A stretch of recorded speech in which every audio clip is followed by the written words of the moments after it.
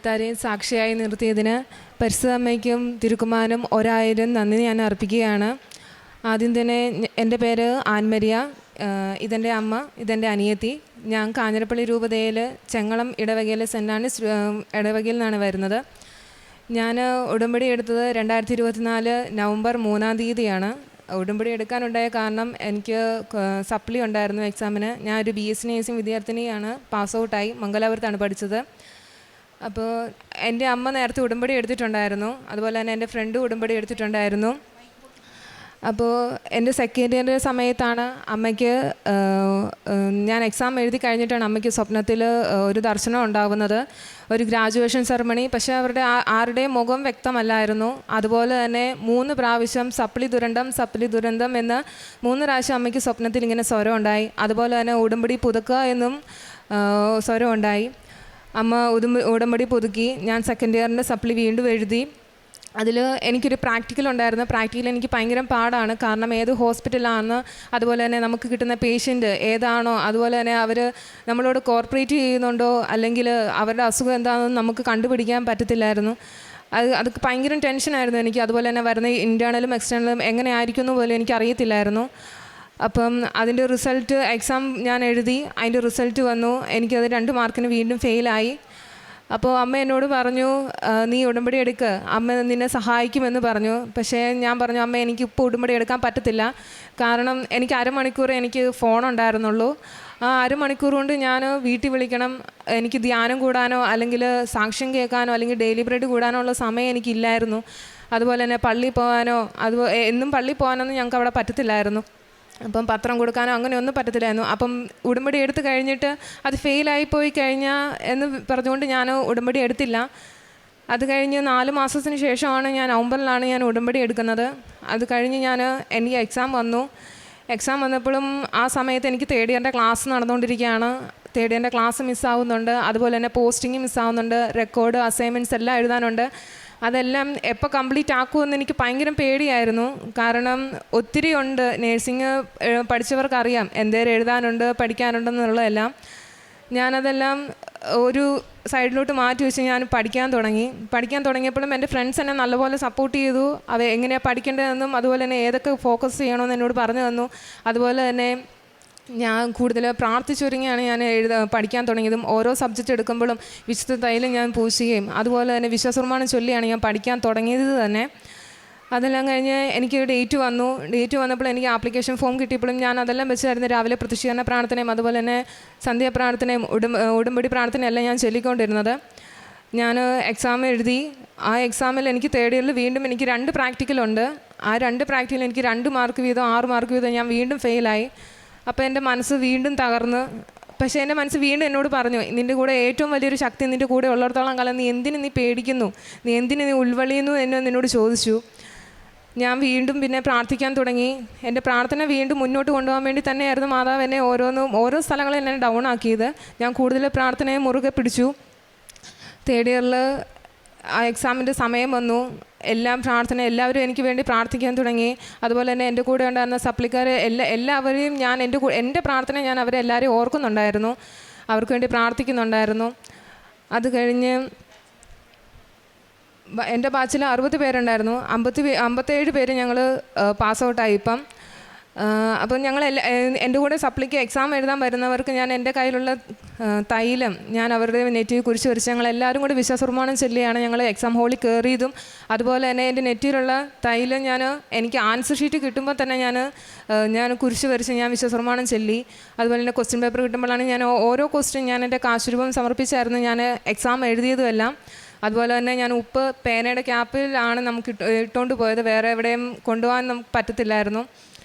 അങ്ങനെ എടുത്ത് ഓരോ ആൻസർ ഷീറ്റിലും ഓരോ തരിയായിരുന്നു ഞാൻ ഇട്ടിരുന്നതും. അതുപോലെ തന്നെ വിശ്വാസപ്രമാണം ചൊല്ലിയാണ് എനിക്ക് എത്ര എക്സാം സമയം കിട്ടിയില്ല എങ്കിൽ പോലും ഞാൻ പ്രാർത്ഥിച്ചിട്ടായിരുന്നു ഞാൻ പേപ്പർ കൊടുത്തുകൊണ്ടിരുന്നത്.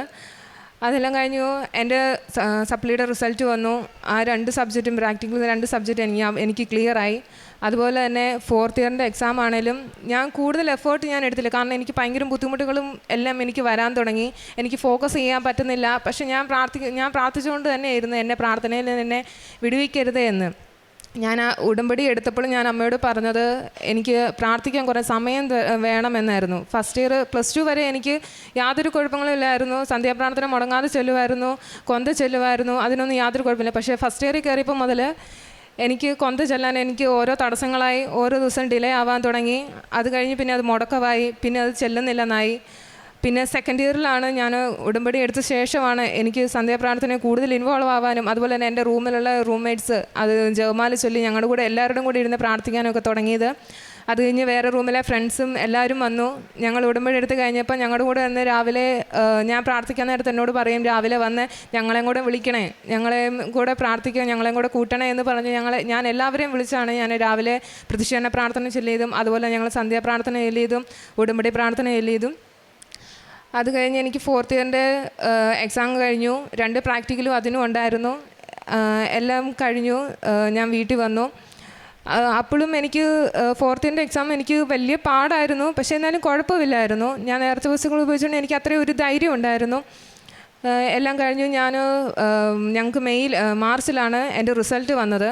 ഞാൻ മാർച്ചിലെ പത്രം ഞാൻ ബസ് സ്റ്റാൻഡുകളിൽ എൻ്റെ വീടിൻ്റെ അടുത്തുള്ള ബസ് സ്റ്റാൻഡുകളിലും അതുപോലെ തന്നെ ഓട്ടോ സ്റ്റാൻഡുകളിലും അതുപോലെ തന്നെ പള്ളികളിലുമായിരുന്നു ഞാൻ കൊടുത്തുകൊണ്ടിരുന്നത്. അപ്പം ഞാനന്ന് പോയപ്പോൾ ഞാൻ പോകുമ്പം ഫോൺ എടുക്കുന്നതാണ്. അന്ന് ഞാൻ ഫോൺ എടുത്തില്ല. തിരിച്ചു വന്നത് വൈകുന്നേരമാണ്. അപ്പോൾ എൻ്റെ ഫ്രണ്ട് വിളിച്ചു, നീ റിസൾട്ട് നോക്കിയോ എന്നോട് ചോദിച്ചു. ഞാൻ പറഞ്ഞു ഇല്ല, ഞാൻ അറിഞ്ഞിട്ടില്ല റിസൾട്ട് വന്ന കാര്യം, അന്ന് വരുന്ന കാര്യമൊന്നും അറിഞ്ഞിട്ടില്ലായിരുന്നു. ഞാൻ നോക്കി, ആദ്യം സൈറ്റ് ഓപ്പൺ ആവുന്നില്ല. അത് കഴിഞ്ഞ് പിന്നെ ഞാൻ വീണ്ടും ബാക്ക് അടിച്ച് വീണ്ടും സൈറ്റിൽ കയറി കഴിഞ്ഞപ്പം ഞാൻ ആ മാർക്കൊന്നുമല്ല ഞാൻ നോക്കിയത്, ഞാൻ പാസ്സായോ ഇല്ലയോ, ഒരു പച്ച കളർ കണ്ടോ ഇല്ലയോ എന്ന് മാത്രമായിരുന്നു ഞാൻ നോക്കിയത്. മാതാവ് എന്നെ ഫസ്റ്റ് ക്ലാസ്സോടെ എന്നെ പാസ്സാക്കി. അതുപോലെ തന്നെ എൻ്റെ റൂമിൽ 4 പേരുണ്ട്. ഞങ്ങൾ 4 പേരാണ്. ഒരാളെ ഡിസ്റ്റിങ്ഷനോടെ, ബാക്കി ഞങ്ങളെ 3 പേരെയും ഫസ്റ്റ് ക്ലാസ്സോടെ മാതാവ് ഞങ്ങളെ ഉയർത്തിയത്. അപ്പോൾ ഞങ്ങൾ എക്സാമിന് പോകുമ്പോഴും ഞങ്ങൾക്ക് ഉച്ച കഴിഞ്ഞിട്ടായിരുന്നു എക്സാം. അപ്പം രാവിലെ ഞങ്ങൾ ഇറങ്ങുമ്പം ഞാനാണ് രാവിലെ പ്രതിഷ്ഠീകരണ പ്രാർത്ഥന ചെല്ലുന്നത്. അപ്പം അത് കഴിഞ്ഞിട്ട് എല്ലാവർക്കും എൻ്റെ റൂമിലുള്ള എല്ലാവർക്കും അതുപോലെ തന്നെ വേറൊരു റൂമിലുള്ള കുട്ടികൾക്കും അവരുടെ ആപ്ലിക്കേഷൻ ഫോം വെച്ച് പ്രാർത്ഥിക്കുകയും അതുപോലെ തന്നെ കുരിശ് വരച്ച് തൈലം വെച്ച് കുരിശ് വരച്ച് കൊടുക്കുകയും എല്ലാം ചെയ്തിരുന്നു.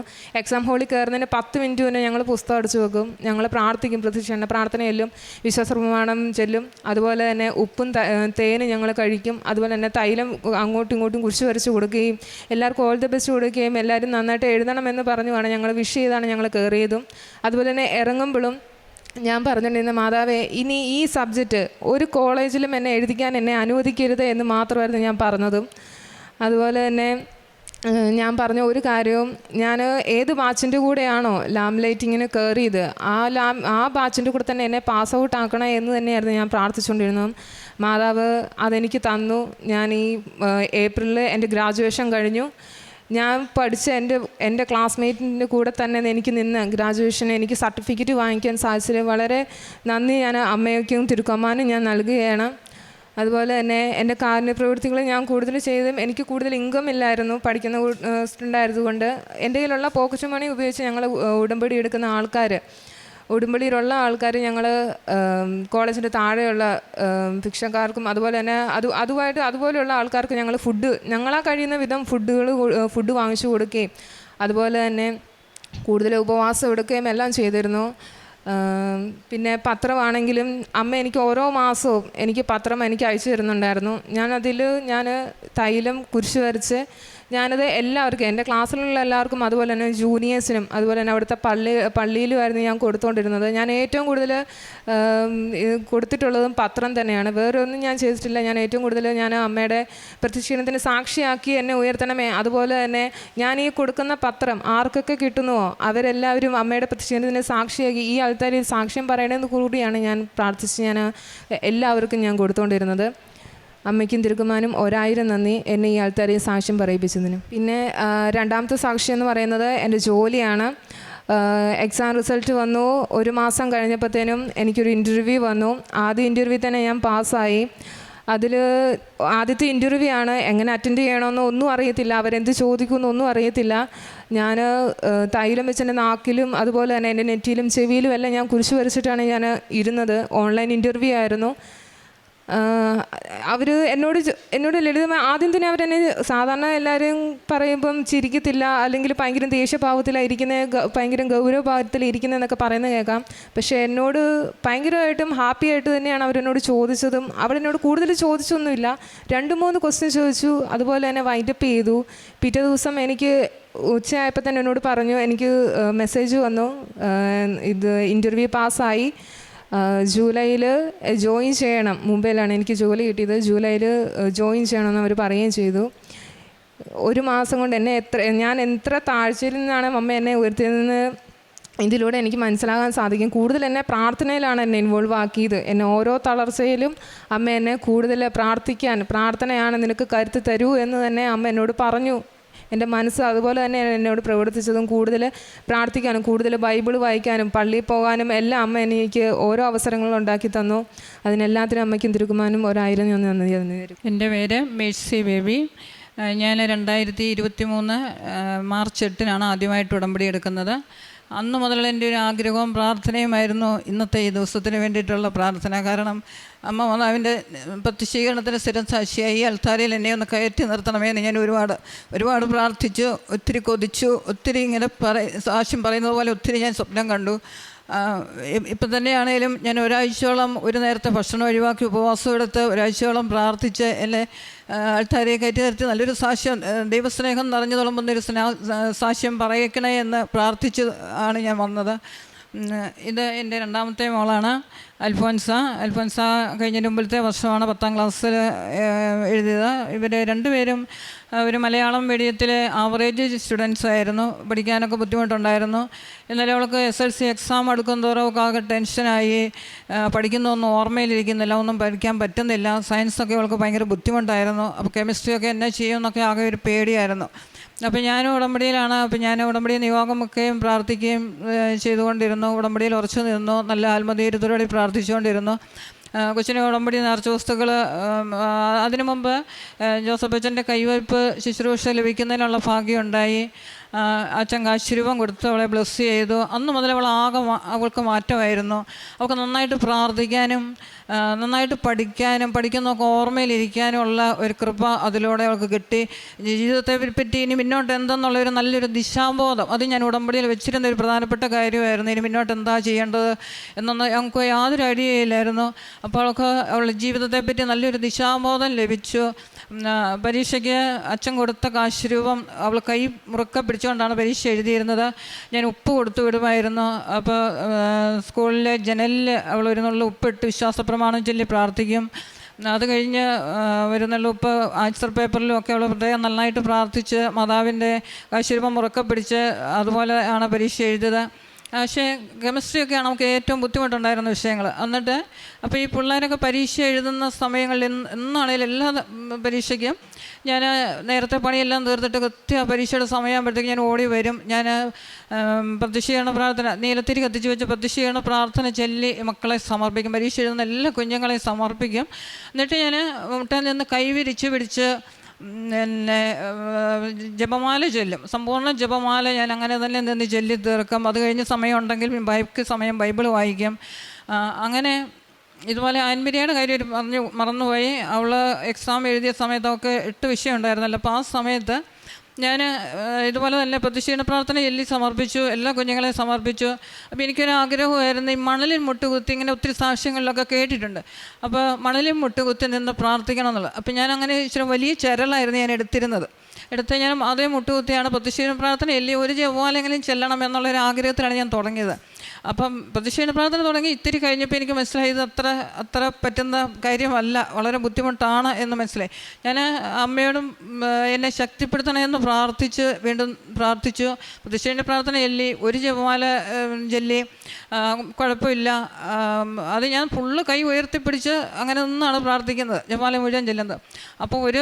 അപ്പം അങ്ങനെ 4 സമ്പൂർണ്ണ ജപമാലയും അങ്ങനെ നിന്ന് തന്നെ ചൊല്ലി തീർക്കാൻ എനിക്ക് സാധിച്ചെന്നുള്ളതാണ്. അപ്പോൾ ആ സമയത്ത് ഒക്കെ പലപ്പോഴും തിരി കത്തിച്ച് വെച്ചേക്കുന്ന തിരിയുടെ നാളം വളരെ ഉയർന്ന് കത്തുന്ന അനുഭവം എനിക്കുണ്ടാകാറുണ്ട്. അൽഫോൻസയ്ക്ക് വേണ്ടി പ്രാർത്ഥിച്ചുകൊണ്ടിരുന്ന സമയത്താണെങ്കിൽ അവൾ കെമിസ്ട്രി പരീക്ഷ ഏറ്റവും പാടാണല്ലോ ഞാൻ പറഞ്ഞല്ലോ. അപ്പോൾ ആ കെമിസ്ട്രി പരീക്ഷ എഴുതിക്കൊണ്ടിരിക്കുന്ന സമയത്ത് വെള്ള ഉടുപ്പിട്ട നീല ബെൽറ്റ് അരികെ കെട്ടിയിരിക്കുന്ന അമ്മ മാതാവ് അവളുടെ മുന്നിൽ കൈ നീട്ടി ഇങ്ങനെ വന്നത് ഞാൻ കണ്ണടച്ചു. വളരെ ഉറച്ച വളരെ ഉറക്കെയാണ് ഞാൻ ജപമാല ചെയ്യുന്നത്. ഭയങ്കരമായിട്ട് ഞാൻ കരഞ്ഞ്. എന്തിനാ കരഞ്ഞതെന്ന് ഇന്നും എനിക്കറിയില്ല. അത്ര ഉറക്കെ, എൻ്റെ വീട് മുഴുവൻ കേൾക്കാവുന്ന രീതിയിൽ ഉറക്കെ കരഞ്ഞാണ് ഞാൻ അന്നിപ്പം ജപമാല ചൊല്ലിക്കൊണ്ടിരിക്കുന്നത്. അപ്പോഴാണ് അമ്മ മാതാവ് ഇങ്ങനെ അവളുടെ മുന്നിൽ ഇങ്ങനെ വന്നത് ഞാൻ കാണുന്നത്. കണ്ണടച്ച് പ്രാർത്ഥിക്കുമ്പോൾ ഞാൻ കാണുകയാണ്. അപ്പം മാതാവിൻ്റെ പാദത്തെങ്കിൽ 2 റോസപ്പൂ ഉണ്ട്. അപ്പം ഞാൻ ഓർത്ത് കൃപാസന മാതാവ് അല്ലല്ലോ, ഇത് സ്റ്റാച്യു പോലെ തോന്നുന്നല്ലോ എന്നെനിക്ക് മനസ്സിൽ അങ്ങനെ ഒരു തോന്നലുണ്ടായി. അത് കഴിഞ്ഞ് പിന്നത്തെ ഉടമ്പടി പുതുക്കാൻ ഞാൻ ഇവിടെ വന്നപ്പം ഒന്ന് ഉച്ച കഴിഞ്ഞായിരുന്നു, വലിയ തിരക്കൊന്നുമില്ലായിരുന്നു. നമ്മുടെ ഉടമ്പടി പ്രദക്ഷിണം തുടങ്ങുന്ന 13 നമ്പർ കൗണ്ടറിൽ അവിടെ മാതാവിൻ്റെ അടുത്ത് നിന്ന് പ്രാർത്ഥിക്കാൻ കൂടുതൽ സമയം എനിക്ക് കിട്ടി. അപ്പോൾ അവിടെ നിന്ന് പ്രാർത്ഥിച്ചപ്പോഴാണ് മാതാവിൻ്റെ പാദത്തേക്ക് 2 റോസപ്പൂ എൻ്റെ സത്യപ്പെടുന്നത്. ഞാൻ ഞെട്ടിപ്പോയി സത്യത്തിൽ. അപ്പോൾ എനിക്ക് മനസ്സിലായി അമ്മ മാതാവ് ശരിക്കും അവളുടെ അടുത്ത് വന്നത് തന്നെയായിരുന്നു. പക്ഷേ റിസൾട്ട് വന്നപ്പം ഈ സയൻസ് വിഷയം അവൾക്ക് ഏറ്റവും പാടായിരുന്ന സയൻസ് വിഷയങ്ങൾക്കായിരുന്നു. അവൾക്ക് നല്ല മാർക്ക് കിട്ടി, നല്ല ഉന്നതമായ ഒരു വിജയം നൽകി. അതുപോലെ തന്നെ സയൻസ് മെയിനായിട്ട് സയൻസ് ഗ്രൂപ്പ് എടുത്ത് +1 ചേരുന്നതിനും ജീവിതത്തെപ്പറ്റി നല്ലൊരു ദിശാബോധം ഉണ്ടാകുന്നതിന് എഫൻസയ്ക്ക് സാധിച്ചു. അമ്മ മാതാവിൻ്റെ പ്രത്യക്ഷീകരണത്തിൻ്റെ സാക്ഷിയാക്കി അവളെ ഉയർത്തിയതിന് അമ്മയ്ക്കും ഈശോയ്ക്കും ഒരുപാട് നന്ദി പറയുന്നു. എൻ്റെ ജീവിതത്തിനുണ്ടായ വലിയൊരു പ്രതിസന്ധി ഘട്ടത്തിൽ അപ്പം അത് ഉടമ്പടിയിൽ ഉറച്ചു നിന്ന് അമ്മ ഇടപെടുക എന്നുള്ള, വേറെ ആർക്കും ഒന്നും ചെയ്യാൻ പറ്റത്തില്ലാത്തൊരു സാഹചര്യത്തിൽ അമ്മ ഇടപെടുക എന്നുള്ള പൂർണ്ണ ബോധ്യത്തിൽ ഉറച്ചു നിന്ന് ഞാൻ പ്രാർത്ഥിച്ചു. അപ്പോൾ ഞാൻ ഉടമ്പടി പുതുക്കാൻ വന്നപ്പം ഞാൻ അമ്മയോട് പറഞ്ഞു, അമ്മേ ഈ പ്രതിസന്ധിയിൽ അമ്മ ഇടപെടുമെന്നുണ്ടെങ്കിൽ ഇന്ന് എനിക്ക് എടുക്കാൻ കിട്ടണം. ഞാൻ കണ്ണുനീരോടെ പ്രാർത്ഥിച്ചു. അന്ന് ഉച്ച കഴിഞ്ഞായിരുന്നു, ഒത്തിരി തിരക്കൊന്നുമില്ലായിരുന്നു. അപ്പോൾ കുറേശ്ശെ വീതം വരെയാണ് ഞങ്ങൾ ഉടമ്പടി പ്രദക്ഷിണത്തിന് വിട്ടുകൊണ്ടിരുന്നത്. അപ്പം എൻ്റെ മനസ്സിലും എനിക്ക് പൂർണ്ണമായിട്ട് എപ്പോഴും ഇങ്ങനെ തോന്നുന്നില്ല, എനിക്ക് അമ്മയെ കിട്ടും. എനിക്ക് നല്ല പൂർണ്ണ ബോധ്യമാണ്. അപ്പോൾ ഞാൻ അവിടെ നിൽക്കുമ്പോൾ ഞാൻ ഓടി, എൻ്റെ ഹസ്ബൻഡ് ഉണ്ടായിരുന്നു. ഹസ്ബൻഡ് ഇവിടെ എവിടെയോ കസേര ഇരിപ്പുണ്ട്. അപ്പോൾ ഞാൻ പെട്ടെന്ന് നോക്കി കണ്ടുപിടിച്ചു. എൻ്റെ തോളിൽ കിടന്ന ബാഗ് എനിക്കൊരു അസൗകര്യം ആകരുത്. അമ്മയെ എടുക്കുമ്പോൾ എനിക്ക് ഫ്രീ ആയിട്ട് നിന്ന് എനിക്ക് നല്ല ഭക്തിയോടെ എനിക്ക് നന്നായിട്ട് നിൽക്കണം, അമ്മയെ അതുപോലെ ബഹുമാനത്തോടെ എടുക്കണം എന്നുള്ള. അപ്പോൾ അതൊരു ബാഗൊക്കെ ഒരു അസൗകര്യം ആകില്ല എന്നോർത്ത് ഞാൻ ഓടിക്കൊണ്ട് ബാഗ് കൊണ്ട് എൻ്റെ ഹസ്ബൻഡിനെ കൊണ്ട് ഏൽപ്പിച്ചു. അപ്പോൾ അത് കഴിഞ്ഞിട്ട് ഞാൻ വന്ന് നിൽക്കുകയാണ്. അത് കഴിഞ്ഞപ്പോഴാണ് സിസ്റ്റർ എനിക്ക് ടോക്കൺ എടുപ്പിച്ചതൊക്കെ. അപ്പോൾ എനിക്ക് ടോക്കൺ കിട്ടി. എനിക്ക് ഉറപ്പാണ്, ഞാൻ അതിന് മുമ്പ് തന്നെ കൂടുതലുണ്ടായിരുന്നോളൂ എനിക്ക് നമ്മെ കിട്ടും എന്ന് പറഞ്ഞു. അപ്പോൾ ടോക്കൺ നോക്കി ഇപ്പം അമ്മ ശരിക്കും വലിയൊരു അനുഭവമായിരുന്നു. ഒത്തിരി സമയമെടുത്താണ് ഈ പ്രദക്ഷിണം വന്നത്. അപ്പം എന്നോട് ബന്ധപ്പെട്ട ഒരുമാതിരി എല്ലാ മനുഷ്യരെയും ഓർത്ത് ഞാൻ ആ സമയം മുഴുവൻ കണ്ണുനീരോടെ ഞാൻ പ്രാർത്ഥിച്ചത്. എല്ലാവരും സമർപ്പിക്കാനും അമ്മയ്ക്ക് സമർപ്പിക്കാനും ഈശോയ്ക്ക് സമർപ്പിക്കാനും സാധിച്ചു. ആ വിഷയത്തിൽ അമ്മയെ ഇടപെട്ടതിൻ്റെ വലിയൊരു അടയാളമായിരുന്നു. അപ്പോൾ ആ കാര്യം നടന്ന് കിട്ടുന്നത് വരെ ഞാൻ ഉപവാസത്തിൽ ഒരു നേരത്തെ ഭക്ഷണം തുടർച്ചയായിട്ടുള്ള ദിവസങ്ങളിലാണ്. അപ്പോൾ ഞാൻ നടന്ന് കിട്ടുന്നത് വരെ ഞാൻ ഉപവാസത്തിലായിരിക്കും, പ്രാർത്ഥനയിൽ ഉറച്ചു നിൽക്കും, എല്ലാ കാര്യങ്ങളും ഞാൻ നന്നായിട്ട് ചെയ്യും എന്നുള്ള ഒരു വലിയ ബോധ്യത്തിലായിരുന്നു ഞാൻ നിന്നിരുന്നത്. അങ്ങനെ ഓരോ ദിവസങ്ങളും മുന്നോട്ട് പോയി, എൻ്റെ ഉപവാസവും മുന്നോട്ട് പോയി, പ്രാർത്ഥനയിൽ ഉറച്ചു നിന്നു, കണ്ണുനീരോടെ പ്രാർത്ഥിച്ചു. എന്നിട്ട് 44-ാമത്തെ ദിവസം ആ കാര്യം നടന്നു കിട്ടി. അന്ന് എൻ്റെ ഉപവാസം അവസാനിപ്പിച്ചത്. അപ്പോൾ അങ്ങനെ അമ്മയുടെ പ്രത്യക്ഷീകരണത്തിൻ്റെ ഒരു സ്ഥിരം സാക്ഷിയാക്കി അമ്മ ഇടപെട്ടതിനെ, എന്നെ ഉയർത്തിയതിനെ ഓർത്ത് അമ്മയ്ക്ക് ഞാൻ ഈശോയ്ക്കും കൂടി നന്ദി പറയുന്നു. പിന്നെ എൻ്റെ ഉടമ്പടി ജീവിതം എനിക്ക് തന്നത്, ഏറ്റവും ആദ്യം കിട്ടിയ എനിക്ക് കൃപ കിട്ടിയത് വല്ലാത്തൊരു ആത്മധൈര്യമാണ്. ഒരിക്കലും അത് അല്ലെങ്കിൽ എന്ത് പ്രതിസന്ധി വന്നാലും പെട്ടെന്ന് പെട്ടെന്ന് കരയുകയും ഡൗണാവുകയും ചെയ്യുന്ന ഒരാളായിരുന്നു ഞാൻ. പക്ഷേ എനിക്ക് ആദ്യം കിട്ടിയത് വല്ലാത്തൊരു ആത്മധൈര്യമാണ്. എന്ത് വന്നാലും അമ്മ കൂടെ ഉണ്ട്, അമ്മ താങ്ങിക്കോളും, ഈശോ എന്നെ സഹായിക്കും, എന്നെ തക്ക സമയത്ത് എന്നെ ഉയർത്തും എന്നുള്ള വല്ലാത്തൊരു ആത്മധൈര്യത്തിലാണ് മുന്നോട്ട് പോയത്. അതുപോലെ തന്നെ ഉടമ്പടി കാര്യങ്ങളെല്ലാം ചെയ്യുന്നതിന് പത്രപ്രേക്ഷിതത്വമാണെങ്കിൽ ഞങ്ങൾ എല്ലാ മാസവും ഇവിടെ വരും. ഇവിടെ വന്നിട്ട് ഞങ്ങൾ പത്രം വാങ്ങിച്ചുകൊണ്ട് പോകും. ഈ മോൾക്ക് മംഗലാപുരത്തിന് എല്ലാ മാസം കൊറിയർ അയച്ചു കൊടുക്കുമായിരുന്നു. അതുപോലെ തന്നെ ഞങ്ങൾ വരുമ്പോൾ വീട്ടിൽ നിന്ന് വണ്ടിയെ കയറുമ്പോൾ, സ്വന്തം വാഹനത്തിൽ ഞങ്ങൾ വരുന്നത്, വീട്ടിൽ നിന്ന് വണ്ടിയെ കയറുമ്പോൾ മുതൽ ഞങ്ങൾ ജപമാല ചൊല്ലും, സമ്പൂർണ്ണം ജപമാല ചൊല്ലി. ഇവിടെ വരെ ആരും ഞങ്ങളങ്ങ് സംസാരിക്കാറില്ല, തിരിച്ചു പോകുമ്പോഴേ സംസാരിക്കത്തുള്ളൂ. ഇവിടെ വരുന്നത് വരെ ജപമാല ചൊല്ലി സമർപ്പിച്ചാണ് ഞങ്ങൾ വരുന്നത്. അതുപോലെ തന്നെ ഞാൻ എല്ലാവരോടും പറയും, ഞങ്ങൾ ഇന്ന ദിവസം കൃപാസനത്തിൽ പോകുന്നുണ്ട്, ഉടമ്പടി എടുക്കാൻ ആരെങ്കിലുമൊക്കെ ഞങ്ങളുടെ കൂട്ടത്തിൽ വരുന്നോ അല്ല എന്ന് ചോദിച്ച് എല്ലാവരും ചോദിച്ച് ഞങ്ങൾ വണ്ടിയിൽ നിറച്ച ആളെയും കൊണ്ട് വരാനാണ്. അതാണ് ഞാൻ വിശേഷവതിയായി ചെയ്തുകൊണ്ടിരിക്കുന്നത്. എന്ന് വരുമ്പോഴും ഞങ്ങൾ മറ്റുള്ളവരെ എല്ലാവരും ഞാൻ വിളിച്ച് ചോദിച്ച് എല്ലാവരെയും അറേഞ്ച് ചെയ്ത് കൊണ്ടുവരും. നമ്മുടെ ആരുടെ അടുത്തും നമ്മുടെ ചിലവിൽ തന്നെയാണ് എല്ലാവരെയും കൊണ്ടുവരുന്നത്. അതൊരു വിശേഷവതിയായിട്ട് ഒരു പ്രേക്ഷിത പ്രവർത്തനമായിട്ട് തന്നെയാണ് ഞാൻ കരുതിയിരിക്കുന്നത്. അങ്ങനെ കൊണ്ടുവരും. പിന്നെ ഞങ്ങൾ വരുമ്പോൾ അടുത്തുള്ള ഉടമ്പടി എടുത്തിട്ടുള്ള എല്ലാവർക്കും പത്രം അവരോട് ചോദിച്ചിട്ട് അവർക്ക് പത്രം വാങ്ങിച്ചു കൊണ്ട് കൊടുക്കും. അവർക്കും അതുവഴി പത്രപ്രേക്ഷിതത്വം നടത്താനുള്ളൊരു അവസരം ഞാൻ ചെയ്യുന്നതാണ്. അപ്പം ഞാൻ പത്രം കൊടുക്കുന്നത് പബ്ലിക് സ്പേസിൽ തന്നെയാണ്. ബസ് സ്റ്റാൻഡിലും ഓട്ടോറിക്ഷക്കാർക്ക്, കടകളിൽ, പിന്നെ ഗവൺമെൻറ് ഹോസ്പിറ്റലിൽ പോകുമായിരുന്നു. അപ്പം ഗവൺമെൻറ് ഹോസ്പിറ്റലിൽ അവർക്കൊക്കെ കുരിശ് വരച്ച് പത്രം കിട്ടിയ അന്നേരം തന്നെ ഞാൻ ഉടമ്പടി തൈലം കുരിശ് വരച്ച് മടക്കി പ്രത്യേകം പ്രാർത്ഥിച്ച് വിശ്വാസ പ്രമാണം ചൊല്ലി പ്രാർത്ഥിച്ചത് നേരത്തെ തന്നെ പാക്ക് ചെയ്ത് വെക്കും. അപ്പോൾ അങ്ങനെയാണ് കൊണ്ടുപോകുന്നത്. അപ്പോൾ എല്ലാവർക്കും അത് പറഞ്ഞ് തന്നെ കൊടുത്ത് ഈശ്വര നിത്യതയുടെ സാക്ഷികളാക്കി ഉയർത്താം. അമ്മ മാതാവ് നിങ്ങളെ സഹായിക്കും, ഉടമ്പടി എടുത്തിട്ടുണ്ടോ എന്നൊക്കെ ഞാൻ ചോദിക്കും. അവരോടൊക്കെ എൻ്റെ അനുഭവങ്ങളൊക്കെ പറഞ്ഞു കൊടുക്കും. അവരോട് ചോദിച്ചിട്ട് കൃപാസനത്തിൽ വരാൻ താല്പര്യമുള്ളവർക്ക് പൈസ ഇല്ലാതെന്നൊക്കെ പറയുന്നവർക്ക് ഞാൻ സാമ്പത്തിക സഹായമൊക്കെ കൊടുക്കുമായിരുന്നു. അപ്പോൾ പിന്നെ മാതാവിനോട് തന്നെ ഈ പത്രം വെച്ച് മാതാവിനോട് പ്രാർത്ഥിച്ചാൽ മതി, അപ്പോൾ നിങ്ങളെ അമ്മ മാതാവ് തന്നെ കൂട്ടിക്കൊണ്ട് പോയിക്കോളും, നിങ്ങളെ ഉടമ്പടി എടുക്കുകയും. അപ്പോൾ ഈ പത്രം കിട്ടുന്നവർക്ക് ദൈവസ്നേഹത്തിൻ്റെ ഒരു അടയാളം, ഒരു സ്നേഹ സമ്മാനം കൊടുക്കണേ അമ്മേ എന്ന് പ്രാർത്ഥിച്ച് തന്നെ അമ്മയുടെ കൈയാണ്, അങ്ങനെ പ്രാർത്ഥിച്ച് തന്നെയാണ് ഞാനിത് കൊടുക്കുന്നത്. അവരോടൊക്കെ പറഞ്ഞും കൊടുക്കുന്നത്. പിന്നെ ഗവൺമെൻറ് ഹോസ്പിറ്റലിലൊക്കെ പോയിട്ട് പോകുമ്പോൾ അവിടെ പാലായിലെ ഒരു ഗവൺമെൻറ് ഹോസ്പിറ്റലിൽ ഞങ്ങൾ പോകുമ്പം അവിടെ ഒരു പ്രത്യേക ഒരു സെക്യൂരിറ്റി ചേട്ടൻ ഉണ്ടായിരുന്നു, പറയാതിരിക്കാൻ പറ്റത്തില്ല. ആ ചേട്ടൻ ഇങ്ങനെ ക്ലാസ്സിലെത്തി എന്നൊക്കെ പറഞ്ഞുകൊണ്ട് എന്നോട് പറയുന്ന ക്ലാസ്സിന് പത്രം ഈ രോഗികൾക്കെല്ലാം അധികം കൊടുക്കല്ല, അവർ മിസ്യൂസ് ചെയ്യുന്നത് കാണുന്നുണ്ട്, ഒരു വിഷമം തോന്നും. അതുകൊണ്ട് ഞാൻ ഇത് പ്രതീക്ഷിച്ച് കാത്തിരിക്കുന്നവർക്ക് മാത്രമേ ഗവൺമെൻറ് ആശുപത്രി പത്രം കൊടുക്കാറുള്ളൂ, അല്ലാതെ പബ്ലിക് സ്പേസിലാണ് കൊടുക്കാറ്. അപ്പോൾ ആ സെക്യൂരിറ്റി ചേട്ടന് നല്ലൊരു മനസ്സിൻ്റെ ഉടമയെ പറയാതിരിക്കാൻ പറ്റത്തില്ല. അദ്ദേഹം ഞങ്ങൾ ചെല്ലുമ്പം എന്നെ കൂട്ടിക്കൊണ്ട് പോകും. നമുക്ക് അകത്ത് കയറാവുന്ന സമയമൊന്നും അല്ലെങ്കിൽ പോലും ആ സെക്യൂരിറ്റി ചേട്ടൻ വന്ന് കൂട്ടിക്കൊണ്ട് പോകും. കുറേ പേഷ്യൻസ് കാണും സ്ഥിരമായിട്ട് ആശുപത്രിയിൽ, അവർക്ക് വേറെ ഒരു ഗതിയില്ലാത്ത അങ്ങനെയുള്ള ആൾക്കാരുടെ അടുത്ത് ചേച്ചി എന്തെങ്കിലുമൊക്കെ അവരെ സഹായിക്കാൻ പറ്റുമെങ്കിൽ ചെയ്യുക എന്ന് പറഞ്ഞ് അവരുടെയൊക്കെ എടുത്തുകൊണ്ട്. അപ്പോൾ ഞാൻ അവർക്ക് കാശുരൂപ ഉടമ്പടി ഉപ്പൊക്കെ വെച്ച് പ്രാർത്ഥിക്കുകയും ഉടമ്പടി ഉപ്പൊക്കെ കൊടുക്കുകയും കാശുരൂപം കൊടുക്കുകയും പത്രം കൊടുക്കുകയൊക്കെ ചെയ്ത് അവർക്ക് വേണ്ടി പ്രാർത്ഥിക്കുകയൊക്കെ ചെയ്യുമായിരുന്നു. അവർക്ക് സാമ്പത്തിക സഹായവും കൊടുക്കും. അവരെയൊക്കെ ഓർത്ത് അവരുടെ രോഗാവസ്ഥ എന്തൊക്കെയാണ്, ഇന്ന് ഞാൻ പ്രതീക്ഷിക്കുന്ന പ്രാർത്ഥന എന്നും വെളുപ്പിനെ ചെല്ലുമ്പം ഞാൻ ആ രോഗികളെ ഓർത്ത് എൻ്റെ ശരീരത്തെ കുരിശ് വരച്ച് ഉടമ്പടി തൈലം കുരിശ് വരച്ച് ഞാൻ പ്രാർത്ഥിക്കാറുണ്ട്. എന്നും ചെയ്യുന്ന കാര്യമാണ്. അതുപോലെ കാരുണ്യ പ്രവൃത്തികൾ, അതുപോലെ അനാഥാലയങ്ങളിൽ ഞങ്ങൾ മിക്കവാറും എല്ലാ മാസം അല്ലെ 1-2 മാസം കൂടുമ്പോൾ ഞാൻ പോകും. അപ്പോൾ ആ കാലയളവിൽ തന്നെ ഞങ്ങൾ കുറേ തുക അപ്പോഴത്തേക്കും കുറേശ്ശെ സമാഹരിച്ച് വെക്കും. അവിടെ ചെല്ലുമ്പോൾ അവർക്ക് കൊടുക്കാൻ വേണ്ടിയിട്ട് സാമ്പത്തിക സഹായം കൊടുക്കും. പിന്നെ ഈ അവിടെയുള്ള അനാഥാലയത്തിലുള്ള അപ്പച്ചന്മാരുടെ അമ്മമാരുടെയൊക്കെ അടുത്ത് ചെന്ന് അവരോട് സ്നേഹമായിട്ട് സംസാരിക്കുക, ഇടപെടുകയൊക്കെ ചെയ്യുമ്പോൾ അവർക്കൊക്കെ എന്ത് സന്തോഷം. അവരുടെ അനുഗ്രഹം മാത്രം മതി നമ്മുടെ ജീവിതത്തിന് നേട്ടമായിട്ട് കിട്ടാനായിട്ട്. അത്ര സന്തോഷത്തോടെ സ്നേഹത്തോടെയാണ് അവരുടെ ആ കണ്ണുനീരും വിഷമവും സന്തോഷമൊക്കെ കാണുമ്പോൾ നമ്മുടെ മനസ്സ് നിറഞ്ഞു പോകും. അപ്പോൾ അവരുടെ അടുത്ത് പോകും. അപ്പോൾ ഈ ഞങ്ങൾ കഴിഞ്ഞ പ്രാവശ്യം പോയപ്പോഴാണെങ്കിലും ഈ കൊച്ചിൻ്റെ പരീക്ഷയൊക്കെ കഴിഞ്ഞേച്ച് വന്ന് അവർ വലിയ ആശീർവാദം കൊടുത്താണ് അവരെ മക്കളെയൊക്കെ വിട്ടത്. കാരണം നന്നായിട്ട് പരീക്ഷയ്ക്ക് നല്ല മാർക്ക് കിട്ടും, മോള് നല്ല ജോലിയൊക്കെ ആയിട്ട് ഞങ്ങളുടെ അടുത്ത് വന്നേക്കണം എന്നൊക്കെ പറഞ്ഞാണ് അവർ വിടുന്നത്. അതുപോലെ പിന്നെ കാരുണ്യം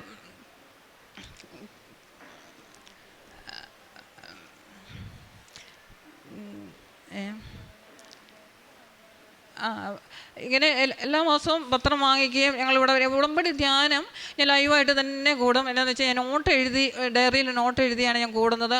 ഉപാസന അൾത്താരയ്ക്ക് മുന്നേ നിന്ന് ആരാധന കൂടുന്ന പോലെ തന്നെ മിക്കവാറും ഞാൻ മുട്ടേ നിന്ന് കൂടാറുണ്ട്. ആ സമയം മുഴുവൻ ഉടമ്പടി ധ്യാനം കൂടുന്നത്. അതുപോലെ അത് എനിക്ക് എൻ്റെ അന്നേരത്തെ എന്താണോ വിഷയം അതിനുള്ള മറുപടി ഉടമ്പടി ധ്യാനത്തിലും ഡെയിലി ബ്രെഡിൽ എനിക്ക് എന്താണേലും കിട്ടിയിരിക്കും. അതുപോലെ ഓരോ പ്രതിസന്ധി വരുമ്പോഴും എനിക്ക് പുറപ്പാട് 14 വചനം ഞാൻ എപ്പോഴും ഉരുവിട്ടുകൊണ്ട് നടക്കുന്ന ഒരു വചനമായിരുന്നു. നിങ്ങൾ ശാന്തനായിരുന്നാൽ മതി, കർത്താവ് നിങ്ങളെ ഉയർത്തിക്കൊള്ളുക എന്നുള്ളത്. കർത്താവ് നിങ്ങൾക്ക് വേണ്ടി യുദ്ധം ചെയ്യും എന്നുള്ള വചനം എന്നെ വളരെ സ്വാധീനിച്ച് എപ്പോഴും ഞാൻ പറഞ്ഞുകൊണ്ട് നടക്കുന്ന വചനമാണ്. എന്നും 4:30 ഞങ്ങൾ എഴുന്നേറ്റ് പിന്നെ വെളുപ്പിനെ തന്നെ മുട്ടയിൽ നിന്ന് കൈവിരിച്ച് പിടിച്ച് ജപമാല ചൊല്ലും. അത് കഴിഞ്ഞ് കൃത്യം 5:30 പ്രത്യക്ഷീകരണ പ്രാർത്ഥനയിലും, അത് കഴിഞ്ഞ് ഡെയിലി ബ്രെഡ് ഇത്തിരി വചനവും കൂടെ വായിച്ചിട്ടാണ് ഞങ്ങൾ എല്ലാ ദിവസവും കുടുംബസമേതം വിശുദ്ധ കുർബാനയിൽ പങ്കെടുക്കാൻ പോകുന്നുണ്ട്. വിശുദ്ധ കുർബാന എന്ന് പറഞ്ഞാൽ നേരത്തെയൊക്കെ ധ്യാനങ്ങളൊക്കെ കൂട്ടിയിട്ടെന്ന് പറഞ്ഞാലും ഇന്ന് വിശുദ്ധ കുർബാന എന്നുള്ളത് വളരെ അനുഭവവേദ്യമാണ്. അപ്പോൾ പ്രധാനപ്പെട്ട സമയങ്ങളിലൊക്കെ ശരിക്കും കണ്ണുനീരോടെ ആ അരൂപിയിൽ നിറഞ്ഞ അഭിഷേകത്തെ നിറഞ്ഞ് വിശുദ്ധ ബലി അർപ്പിക്കാനായിട്ട് സാധിക്കുന്നുണ്ട് ഇന്ന്. അതുപോലെ ഉടമ്പടി പ്രാർത്ഥനയും അതുപോലെ എല്ലാ കാര്യങ്ങളും കൃത്യമായിട്ട് ചെയ്യാനായിട്ട് വളരെ ശ്രദ്ധിക്കുന്നു. ഈ അനുഗ്രഹങ്ങളൊക്കെ തന്ന ഈ അൾത്താരയിൽ ഞങ്ങളെ കൈപിടിച്ച് ഉയർത്തിയ അമ്മ മാതാവിനും ഈശോയ്ക്കും 1000 നന്ദി പറഞ്ഞുകൊണ്ട് എൻ്റെ സാക്ഷി അവസാനിപ്പിക്കുന്നു. യെശയ്യാ പ്രവാചകൻ്റെ പുസ്തകം 41-ാം അധ്യായം 10-ാം തിരുവചനം. ഭയപ്പെടേണ്ട, ഞാൻ നിന്നോട് കൂടെയുണ്ട്. സംഭ്രമിക്കേണ്ട, ഞാനാണ് നിൻ്റെ ദൈവം. ഞാൻ നിന്നെ ശക്തിപ്പെടുത്തുകയും സഹായിക്കുകയും ചെയ്യും. എൻ്റെ വിജയകരമായ വലത്തുകൈ കൊണ്ട് നിന്നെ ഞാൻ താങ്ങി നിലനിർത്തും. ആൻമരിയ എന്ന മകളുടെ സാക്ഷ്യമാണ് നാം ആദ്യം കേട്ടത്. BSc നഴ്സസിനെ ഉടമ്പടി ചെയ്ത് ജീവിക്കാൻ സാധിക്കുമെന്ന് ആൻമരിയ തന്നെ തൻ്റെ ജീവിതത്തിലൂടെ തെളിയിക്കുകയായിരുന്നു. പല മാതാപിതാക്കളും ഇവിടെ വന്ന് ഒരു എക്സ്ക്യൂസ് പറയാറുള്ളതാണ്, എൻ്റെ മകൾക്ക് പഠനമാണ്, അതുകൊണ്ട് അവിടെ ഹോസ്റ്റലിൽ ഒട്ടും തന്നെ ഉടമ്പടി കൃത്യമായി പാലിക്കാൻ സാധിക്കുകയില്ല. അപ്പം എങ്ങനെയാണ് എല്ലാവരും ഒരേ സിലബസ് തന്നെ പഠിക്കുന്നു, ചിലർക്ക് മാത്രം ഉടമ്പടി ചെയ്യാൻ സാധിക്കുന്നു. ഈശോയോട് ചേർന്ന് നിൽക്കാൻ, പരിശുദ്ധ അമ്മയോട് മധ്യസ്ഥം അപേക്ഷിച്ച് പ്രാർത്ഥിക്കാൻ ഈ 60 പേർക്കും എങ്ങനെയാണ് സാധിച്ചത് എന്നുള്ളതൊരു വലിയ ക്വസ്റ്റ്യൻ മാർക്കാണ്. ആൻമരിയയുടെ വാക്കുകളിൽ BSc നഴ്സിങ്ങിൽ അമ്മയുടെ നിയോഗമായിരുന്നു. പക്ഷേ BSc നഴ്സിങ്ങിൻ്റെ ആ നിയോഗം വെച്ചത് ആൻമരിയ തന്നെയാണ്. താൻ അടിക്കടി പരാജയപ്പെട്ടുകൊണ്ടിരിക്കുന്നു, തൻ്റെ കാര്യങ്ങളൊന്നും നടക്കുന്നില്ല. ഈശോ ചില വ്യക്തികളെ പേഴ്സണലായി ഇൻവൈറ്റ് ചെയ്യുന്ന ഒരനുഭവം നമുക്ക് ഉടമ്പടിയിലൂടെ കാണാൻ സാധിക്കും. ആൻമരിയെ ഒരു പ്രൈവറ്റ് സമയം ഈശോയ്ക്ക് ആൻമരിയുടെ അടുത്ത് വേണമായിരുന്നു. ചില കാര്യങ്ങൾ ഈശോയ്ക്ക് കമ്മ്യൂണിക്കേറ്റ് ചെയ്യണമെങ്കിൽ പരിശുദ്ധ അമ്മ നമുക്ക് വേണ്ടി മാധ്യസ്ഥം അപേക്ഷിക്കുന്നത് ചില വ്യക്തികളോട് മാത്രമായിട്ടാണ്.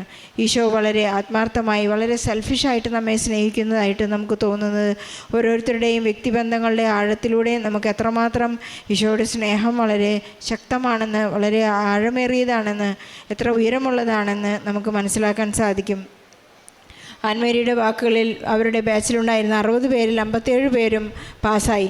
ഓരോ ദിവസവും പരീക്ഷയ്ക്കായി പോകുമ്പോൾ അവർ നേർച്ച വസ്തുക്കൾ ഉപയോഗിച്ച് ഒരുമിച്ച് നിന്ന് പ്രാർത്ഥിച്ച് ഈശോയെ ഏറ്റുപറഞ്ഞ് അവരുടെ പ്രത്യക്ഷീകരണ പ്രാർത്ഥനയെല്ലാം ചൊല്ലി അവർ വളരെ സന്തോഷത്തോടുകൂടിയാണ് അവർ പരീക്ഷയ്ക്ക് പോയിരുന്നതെന്ന് ഏറ്റുപറയുകയാണ്.